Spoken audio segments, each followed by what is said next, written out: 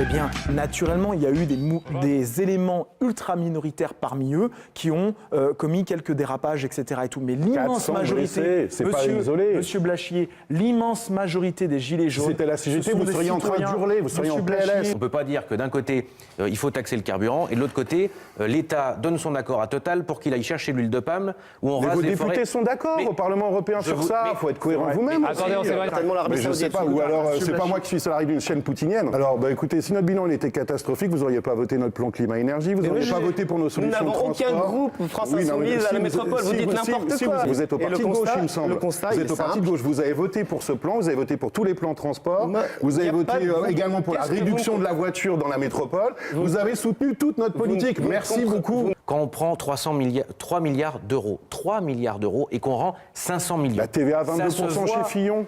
Vous auriez fait comment 22% mais j'y étais pas favorable à titre personnel. Oui, alors vous n'êtes pas républicain du coup. Mais... On entend, on a proposé un certain nombre de mesures sur la transition énergétique, sur le chèque essence, sur un certain nombre de choses. On peut peut-être continuer à travailler sur le sujet et d'ailleurs c'est proposé par un certain nombre de députés de La République En Marche.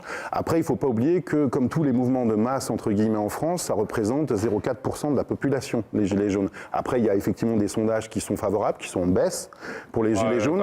C'est les mêmes sondages. 70% des Français. C'est les mêmes sondages aussi qui disent que la plupart des Français sont pour la transition écologique ou que quand vous prenez les sondages, vous avez régulièrement des choses qui sont quand même relativement contradictoires à chaque fois qu'on demande une question. Les gens voudraient des fois avoir moins d'impôts mais plus de dépenses publiques. Enfin, tout ça devient extrêmement compliqué. On voit des Gilets jaunes remettre des immigrés à la police. On voit des Gilets jaunes enlever, ça ne doit pas forcément vous déplaire d'ailleurs, son voile à une femme. On voit un certain nombre de choses. On vous a connu d'ailleurs à la France Insoumise beaucoup plus critique sur les discriminations dans d'autres cas là-dessus. Donc c'est très très difficile de voir sur la question énergétique. Je vous l'ai dit, la question c'est de discuter avec les pétroliers. La question aussi c'est de réfléchir à la part des taxes.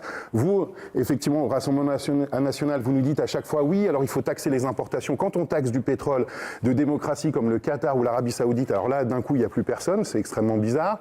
Il y a aussi la question bien sûr du transport périurbain. Je réponds à M. Blachier parce qu'il vient de faire deux attaques qui sont... Non, il a décrit des faits, ce sont des faits. Ce sont des faits.